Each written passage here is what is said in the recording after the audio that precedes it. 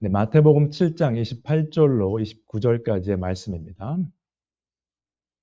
지난주 본문 아버지 뜻대로 행하는 자였죠. 결국은 그 마지막 부분이었습니다. 산상수훈에. 오늘 두 구절이 다 말씀을 마치신 후에 예수님에 대한 이야기가 나오기 때문에 산상수훈을 리뷰해 보도록 하겠습니다. 지난주 결론 부분이었죠. 마태복음 7장 24절로 27절까지의 말씀. 두 가지의 삶에 대해서 말씀을 드렸습니다. 듣고 행하는 자들의 삶, 지혜로운 사람으로 표현이 되어 있고 듣고 행하지 아니하는 자, 어리석은 사람으로 표현이 됐었죠. 지난 7개월 동안 저희가 산상수훈을 강론을 했습니다. 5장부터 7장까지 하는데 29번째인 것 같습니다. 오늘이. 계속 들어보시면은 마틴 로이드 존스 목사님이나 다른 믿음의 선진들이 말했던 것처럼 어떻게 보면 성도로서도 듣기 굉장히 어려운 본문들이다. 이렇게 볼 수 있는데 여러 가지로 볼 수 있겠습니다. 저희들이 삶을 살면서 행하는 부분에 대해서 굉장히 힘든 부분이 있어요. 왜냐하면 우리의 삶에 대한 것들에 마음이 많이 빼앗겨 있기 때문에 그래서 오늘도 이 본문과 지난주 저희가 함께 했던 21절로 23절까지의 말씀은 주여 주여 하는 자마다 천국에 가지 못한다는 그 두 부분을 통해서 결국은 산상수훈의 그 결론 부분이었기 때문에 어떻게 우리가 상고해야 되는가 오늘 마무리하면서 한 번 더 은혜를 나누고자 합니다. 산상수훈의 시작이 이렇게 돼 있었죠. 마태복음 5장 1절에 예수께서 무리를 보시고 산에 올라가 앉으시니 제자들이 나온지라 입을 열어 가르쳐 이르시되 그리고 지금 쭉 하신 거예요. 그리고 오늘 본문에 말씀을 마치셨어요. 예수께서 이 말씀을 마치심에 무리들이 그의 가르치심에 놀라니. 놀랐다는 표현이 나오죠. 헬라어에서 그 원래 그 의미는 한국말로 직역을 하면 한 대 맞은 것 같은 느낌이 든다. 이런 경우 있죠. 충격적인 이야기. 그런 표현인데 그러니까 마음에 놀람이 있었어요. 듣는 사람들이. 그럼 어떤 내용을 가르치셨는가? 5장부터 7장까지 가르치면 내용을 한번 다시 짚어보도록 하겠습니다. 팔복의 내용이었죠. 팔복이 뭐였냐면 결국 크리스찬들은 팔복을 사는 사람들이다. 심령이 가난하고 온유하고 이런 여러 가지.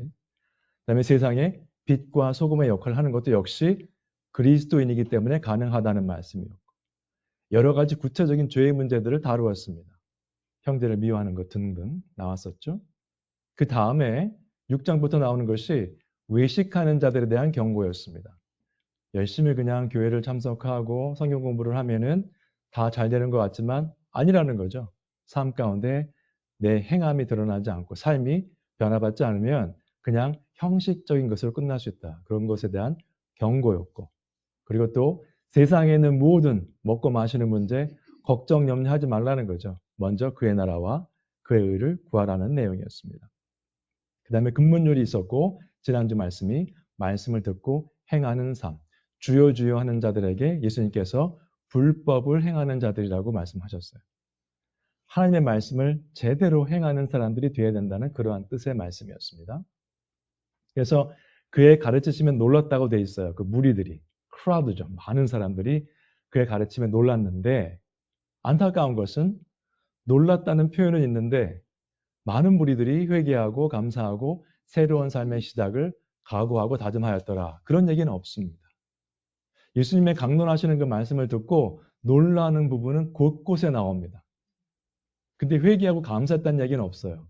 주로 반응이 어땠죠? 놀라고 나서 죽이려고 했더라. 진리를 선포하는 사람들이 화가 나는 겁니다. 자기가 구원받는 것은 관계없고 그 말 자체가 기분 나쁜 거예요. 이 무리들이. 조금 이따 또 그 본문을 설명을 드릴게요. 그럼 사람들의 반응과 믿음의 관계를 좀 살펴볼 필요가 있겠습니다. 굉장히 감정적으로 반응하는 경우는 많이 볼 수 있어요. 헤롯 왕과 온 예루살렘이 듣고 소동한지라 동방 박사들이 와서 유대인의 왕이 어디서 났습니까? 경배하러 왔습니다 했더니 다 놀란 거죠 지금. 예기치 않은 시기에 지금 그리스도 메시아가 탄생했다는 얘기를 듣고 놀란 겁니다. 다 소동했어요. 굉장한 반응이죠. 그래서 어떻게 했습니까? 헤롯 왕이 대제사장과 서기관들을 모아서 그리스도가 어디서 나겠느냐 물어봤습니다. 답변을 또 기가 막히게 했죠. 이르되 유대의 베들레헴이오니 이는 선지자로 이렇게 기록된 바, 말씀에 나와 있습니다 하고 미가서 5장 2절을 인용하면서 정확하게 답변을 했습니다. 그 다음에 어떻게 됐죠? 그 다음 본문을 보시면은 동방 박사들이 갔어요. 예수님을 경배하러. 헤롯 왕이 가서 경배하고 나한테 알려달라. 나도 가서 경배하겠다. 안 따라갔습니다. 예언대로 이 땅에 오신 그리스도 메시아에 대한 이야기를 듣고 알고 있었고 저 사람들은, 대제사장과 서기관들은. 근데 거기에도 동방 박사들과 함께 예수님을 경배하러 갔다는 이야기는 없습니다. 놀라기만 했어요. 소동하고 큰일 났다. 끝입니다. 믿지 않는 자들의 전형적인 반응입니다. 안타깝지만. 그래서 우리 삶에 말씀을 들으실 때마다 어떤 반응을 내가 하고 있는지를 생각을 해보셔야 돼요. 지난주에도 저희가 유난히 전화도 많이 받고 대화도 많이 한 그런 기회가 있었습니다. 제가 설교한 본문에 대해서 내가 도무지 너를 알지 못한다 해서 그 사람들이 주여 우리가 주의 이름으로 이렇게 하지 않았습니까? 권능도 행하고 귀신도 쫓고 이런 이야기를 했다 말씀을 드렸는데 어떤 분이 전화하신 분이 그런 얘기를 하시더라고요. 나도 교회에서 열심히 일하는데 예수님이 나를 모른다고 하시면 가서 얘기할 거다. 제가 그랬어요. 아니 오늘 본문이 바로 그 내용입니다. 내가 열심히 했다고 하는데 예수님이 모른다고 하시는 부분입니다. 근데 그분이 화를 내시더라고요. 그분도. 마치 제가 제 얘기를 한 것처럼 아니 예수님의 말씀입니다. 이게 지금 그런 사람들에게 하신 말씀입니다. 그런 부분도 있었고 제가 리더십 미팅에서 잠깐 쉬었습니다만 다른 나라에서 일본에서 어떤 자매님이 연락이 오셔서 저희 설교와 이런 강론에 대해서 감사한 마음을 표현하는 것도 들었습니다. 한 주간 여러 가지 일이 있었는데 그리고 지금 저희가 마태복음 산상수훈 하면서 비슷한 내용들이 많다고 그랬죠. 지금 마태복음 산상수훈만 그렇습니다. 마태복음 쭉 끝날 때까지 보시면 또 계속 반복됩니다. 복음서가 4개가 있죠. 계속 읽으시다 보면 엄청나게 반복되는 내용들이 많습니다. 성경 공부하실 때 룰 넘버 원이 뭡니까? 반복되는 것은 중요한 겁니다. 예수님께서 진실로 너에게 이르노니 중요하죠. 근데 가끔 가다가 진실로 하신단 말이에요. 굉장히 중요하다는 이야기입니다. 근데 우리는 지겹죠.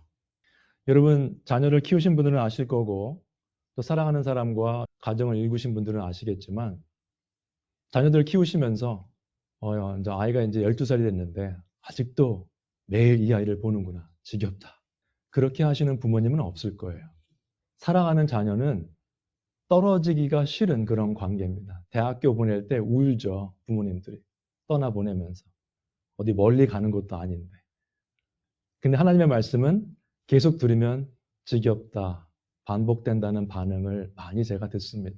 안타깝지만 한번 생각해 보시기 바랍니다.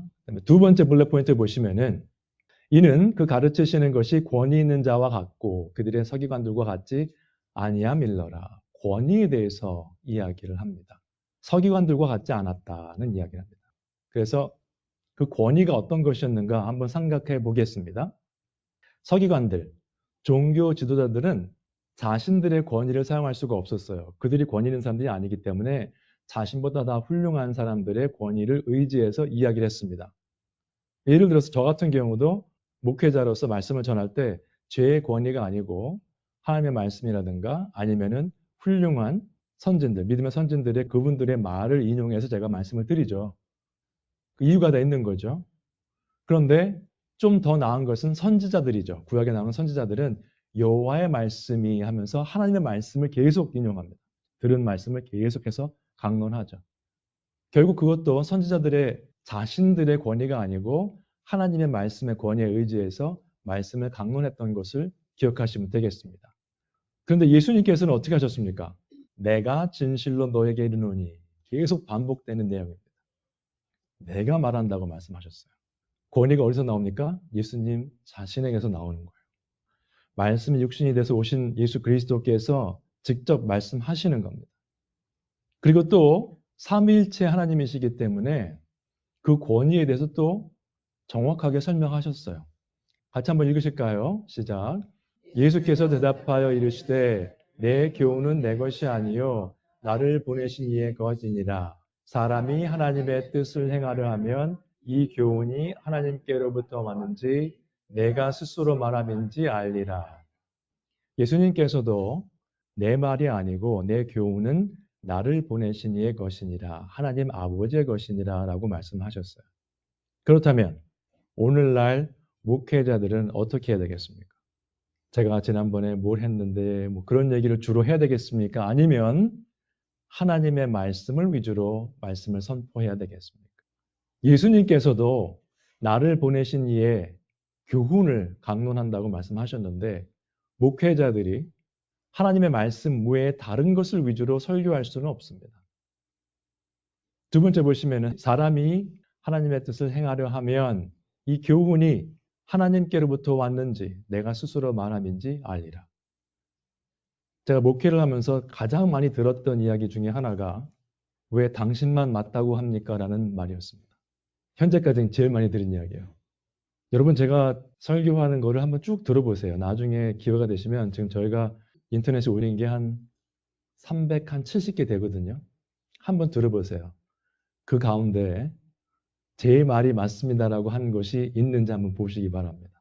하나님의 말씀을 전하는데 하나님의 말씀을 듣지 않고 저를 보시더라고요. 대부분. 그런 말씀 하시는 걸 보면.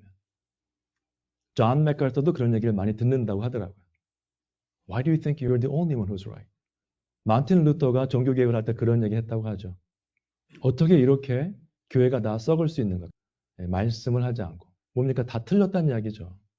그래서 오늘날 우리가 개신교가 있는 거죠.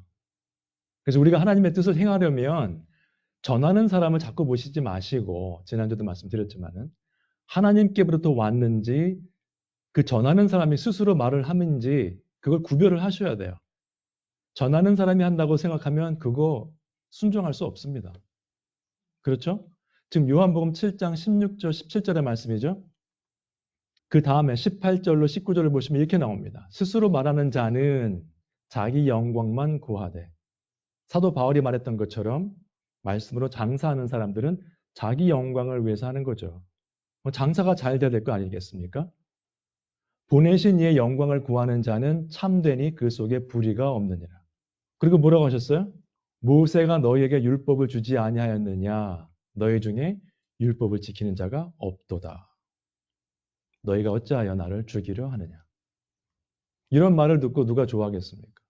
믿는 사람들이라면 회개하고 주님께 돌아왔겠죠. 그러나 유대인들은 이 말씀을 강론할 때마다 들을 때마다 예수님을 죽이려고 했어요. 결국은 죽였죠. 십자가에. 그 못 참습니다. 여러분 사도행전 7장에 스데반 집사의 순교 장면 끝에 부분을 보시면은 스데반이 뭐 했습니까? 구약부터 지금 현재 예수님의 사건까지 성경 말씀을 쭉 얘기를 했어요. 자기 변론을. 자기 얘기를 한 게 아니라. 그랬더니 그 듣고 있던 종교 지도자들과 사람들이 귀를 막고 더 이상 못 듣겠다. 죽여라. 해서 돌로 들어서 쳐서 죽였습니다. 믿지 않는 자들의 모습이에요.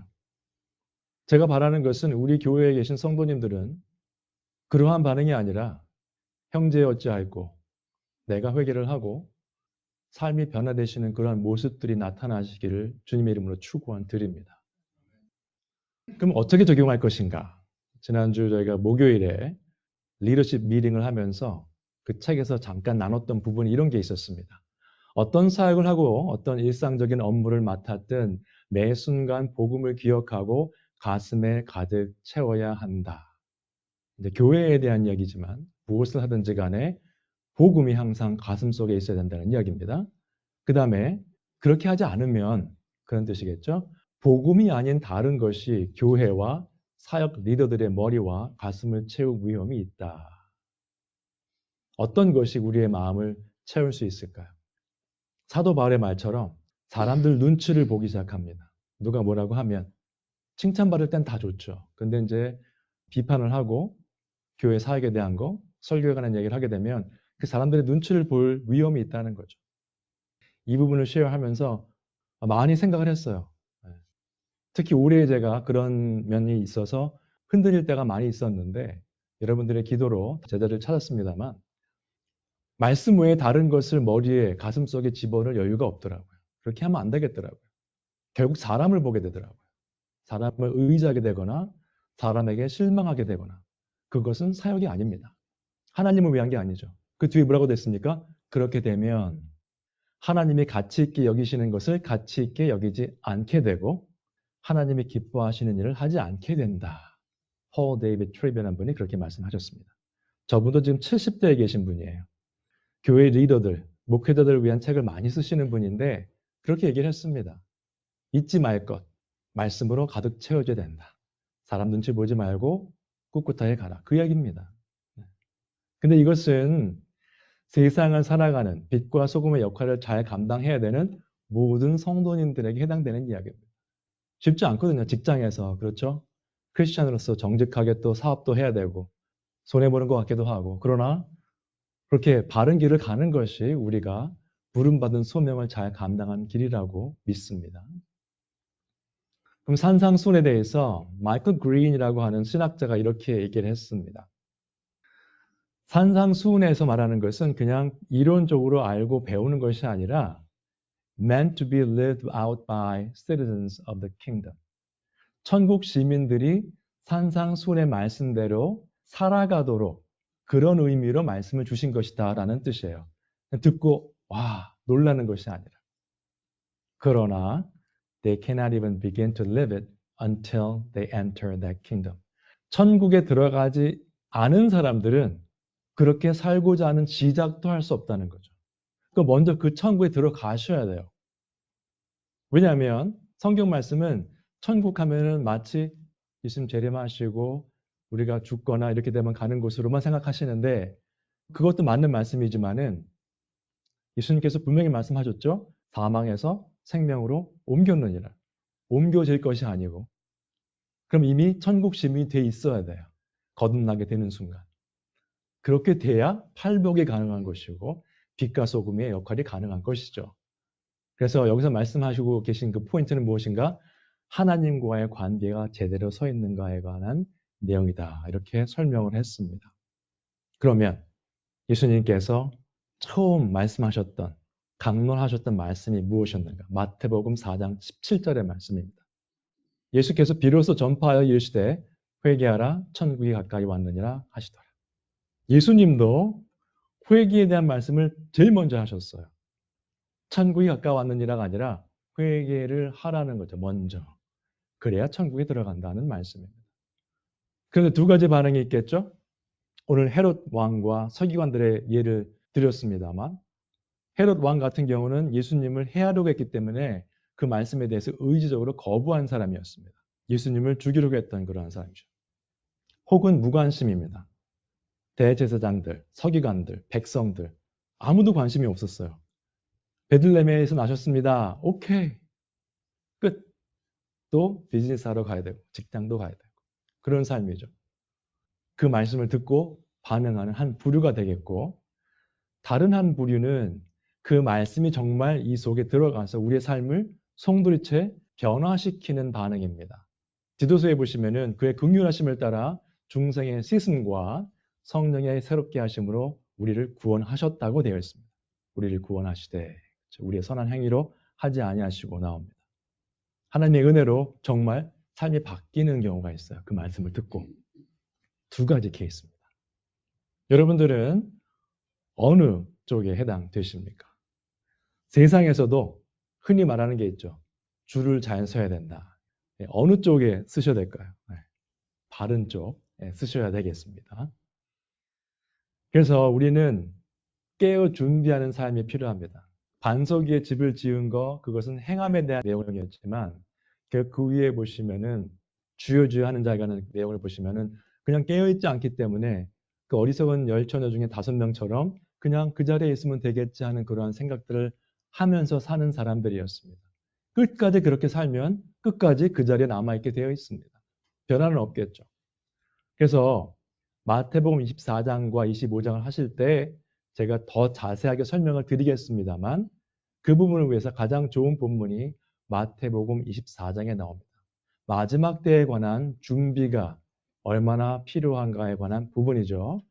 좀 길지만 함께 읽으시죠. 시작.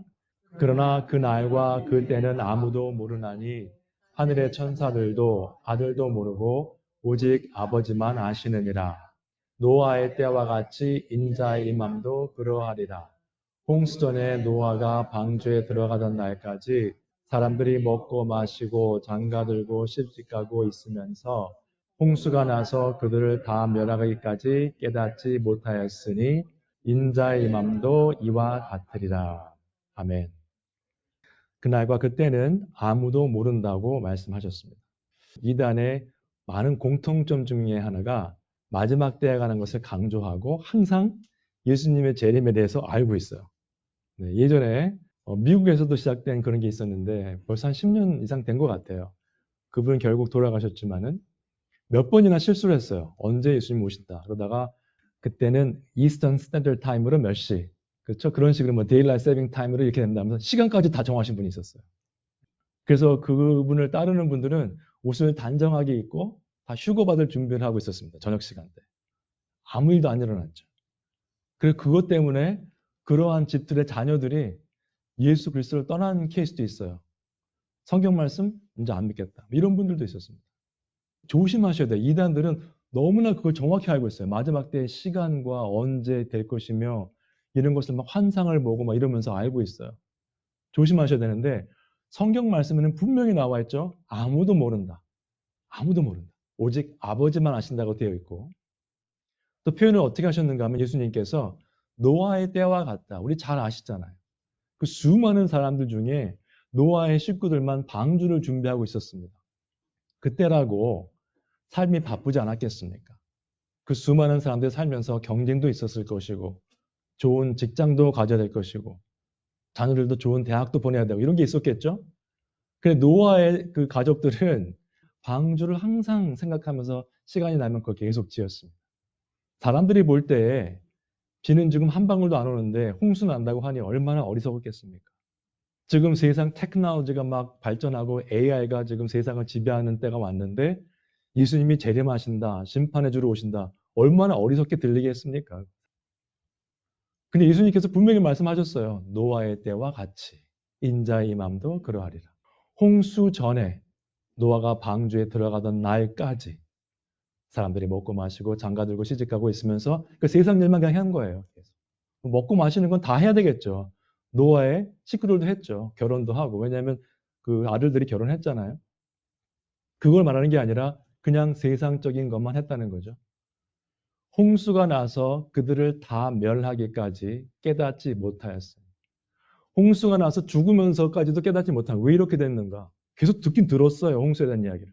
노아의 식구들이 얘기했는데 비웃다가 죽으면서까지도 깨닫지 못했어요. 인자의 임함도 이와 같으리라.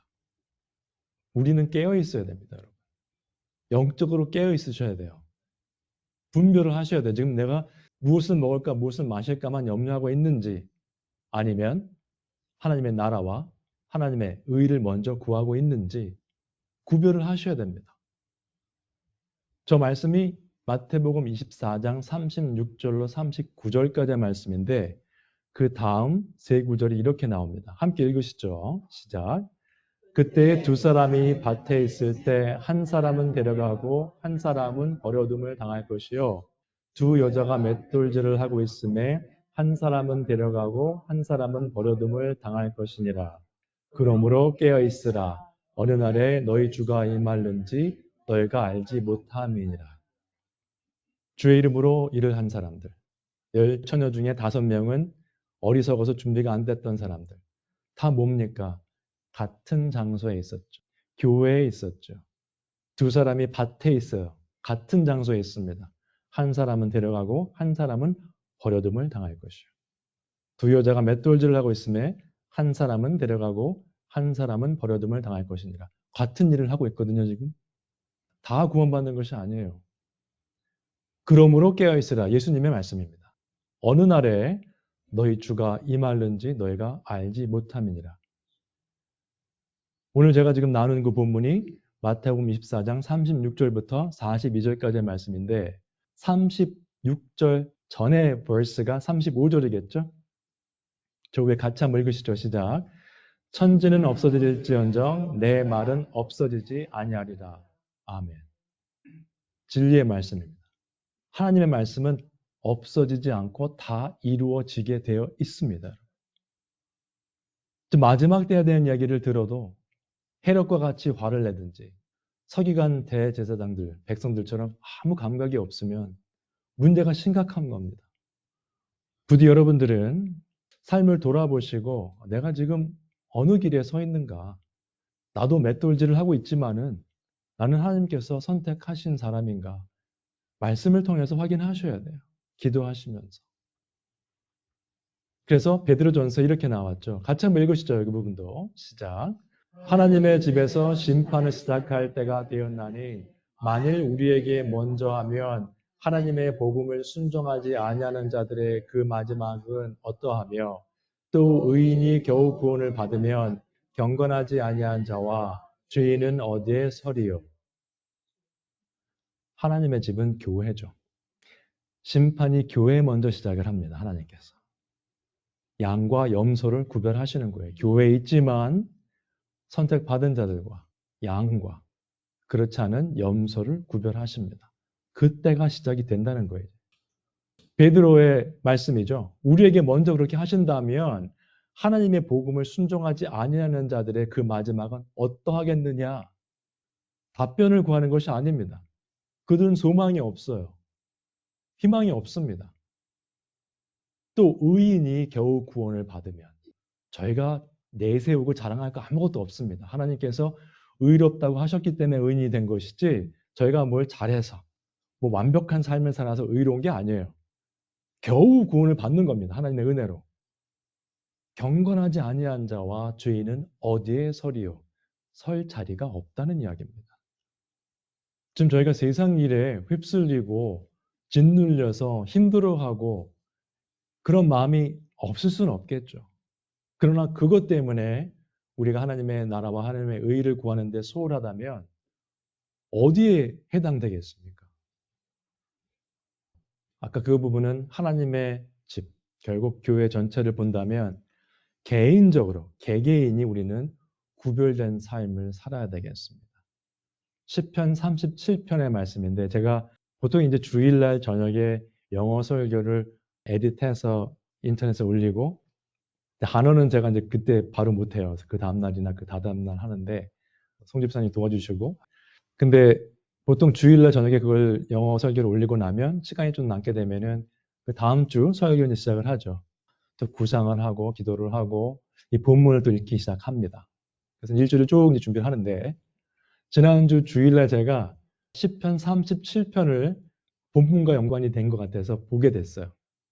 그때 마음은 오늘 마태복음 7장 28절 29절을 하고 나머지는 시편 37편 1절부터 40절까지 다 해야 되겠다. 그런 마음이 들었었어요. 근데 아무리 고민을 하고 연구를 해도 시간이 안 되더라고요. 40절을 다 할 수는 없어서 결국은 결론 부분에다가 몇 구절을 제가 나눕니다. 나중에 시간이 되시면 시편 37편을 한번 보시기 바랍니다.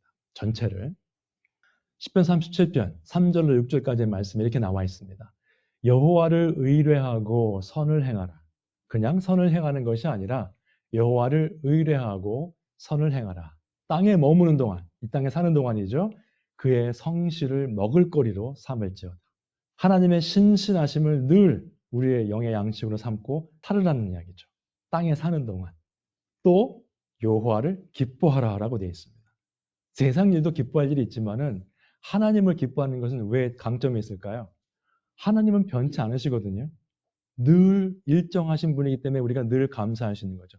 항상 기뻐할 수 있는 이유가 하나님을 기뻐할 때 일어나는 일입니다. 그가 내 마음의 소원을 내게 이루어 주시리로다. 그 다음에 내 길을 여호와께 맡기라 라고 되어 있습니다. 하나님을 의뢰하고 하나님을 기뻐하면 하나님께 모든 것을 맡길 수 있게 되죠. 그를 의지하면 그가 이루시고 내 의를 빛같이 나타내시며 내 공의를 정오의 빛같이 하시리로다. 세상의 빛으로 살 수 있도록 능력을 허락해 주신다는 이야기입니다. 하나님께 맡길 때 내 능력으로 나의 힘으로 잘하는 사람들 많아요. 스포츠에도 보면은 정말 뛰어난 사람 많습니다. 그러나 우리는 세상적으로 뛰어난 면이 있을 수도 있겠지만 하나님께서 허락하셨다면 하나님께 모든 걸 맡기셔서 세상의 빛의 역할에 초점을 맞추셔야 돼요. 뭐를 특별히 잘한다기보다 빛의 역할을 하는 것. 하나님께서 가능하게 해주신다고 말씀하고 계십니다. 그 다음에 계속되는 10편 37편의 말씀인데 내가 어려서부터 늙기까지 의인이 버림을 당하거나 그의 자손이 걸식함을 보지 못하였도다. 10편 37편의 저자가 누굴까요? 다윗입니다. 다윗이 어려서부터 늙기까지 참 파란만장한 삶을 살았죠. 그런데 살아보니 의인이 버림을 당하거나 그의 자손이 걸식함을 보지 못하였도다. 그는 종일토록 은혜를 베풀고 꾸어주니 그의 자손이 복을 받는도다. 하나님 앞에서 의롭다고 인정받는 삶이죠. 창세기 15장에 보시면 아브라함이 그를 믿음에, 하나님을 믿음에 하나님께서 그를 의롭게 여기셨다고 되어 있습니다. 믿음이 있는 부모가 자녀를 믿음으로 키우게 되면 그들의 삶도 복된 삶이 되는 겁니다. 말씀하시죠. 그는 종일토록 은혜를 베풀고 꾸어주니 그의 자손이 복을 받는도다. 큰 재산 물려주는 것도 중요할 수 있습니다. 그러나 하나님 앞에서 의롭다 칭함을 받고 그로 인해서 자녀들도 그렇게 키운다면 그의 자손들이 복을 받는다고 되어 있어요. 그 복은 세상에서 말하는 복과는 조금 다르죠. 물론 세상적인 성공도 가능할 수 있습니다. 하나님께서 허락하신다면. 계속해서 악에서 떠나 선을 행하라 합니다. 선을 행하는 사람들은 세상에 많죠. 악에서 떠나서 선을 행하셔야 돼요. 악에서 떠나는 길은 저희가 한다고 되는 것이 아니고 하나님의 은혜로만 가능합니다. 그렇게 그리하면 영원히 산다고 되어 있습니다. 다윗도 간음과 살인이라는 엄청난 죄를 짓고 그 삶만 보면은 이렇게 담대하게 얘기할 수 있는 사람이 아닙니다. 우리가 혹시 들으면서 다윗에게 이렇게 말할 수 있겠죠. 당신이 지은 죄가 그렇게 심한데 뭐 이런 얘기를 하는가. 다윗은 자신의 이야기를 하는 것이 아니라 하나님의 말씀을 선포하는 거죠. 이 부분에서. 악에서 떠나 선을 행하라. 그리하면 영원히 살리니 여호와께서 하나님은 어떤 분이신가? 정의를 사랑하시고 그의 성도를 버리지 아니하심이로다. 우리가 세상에 살면서 가끔씩 어려운 일이 있을 수 있습니다. 마음의 상처가 될 수 있고 내가 일하고 있는 곳에서 인정받지 못하고 뭐 여러 가지 일이 있을 수 있죠. 뜻대로 안 되는 일이 많이 있습니다. 그러나 이 말씀을 의지하셔야 되겠습니다. 예수님께서도 산상수훈을 쭉 말씀하시면서 무슨 말씀이에요? 결국은 은혜 가운데 말씀 가운데 거듭남을 지나서 이제는 그 말씀대로 행하는 삶을 살도록 우리에게 명령하신 부분이죠. 오늘 광고하시면서 1년의 반이 지났다고 말씀하셨죠. 1월 1일, 올해 1월 1일이 주일이었죠. 그날도 말씀을 드렸던 것 같은데 네, 새해입니다, 여러분. 그래서 1월 달에 보통 제 아이들이 얘기 들어보면 운동하는 그 짐 이런 데 운동하는 데 있죠. 1월 달에는 항상 붐빈대요. 올해는 내가 운동을 꾸준히 하겠다. 여름에 가면 텅텅 비어 있다고 합니다. 우리가 작심을 하면 별로 오래 가지 않습니다. 그런데 우리가 믿을 것은 무엇인가? 변치 아니하시는 하나님. 여호와께서 정의를 사랑하시고 그의 성도를 버리지 아니하신다는 그 말씀을 믿으시면 우리 삶 가운데 여호와를 계속 즐거워할 수 있습니다. 다음 주부터는 8장에 들어가기 때문에 조금 다른 이야기예요.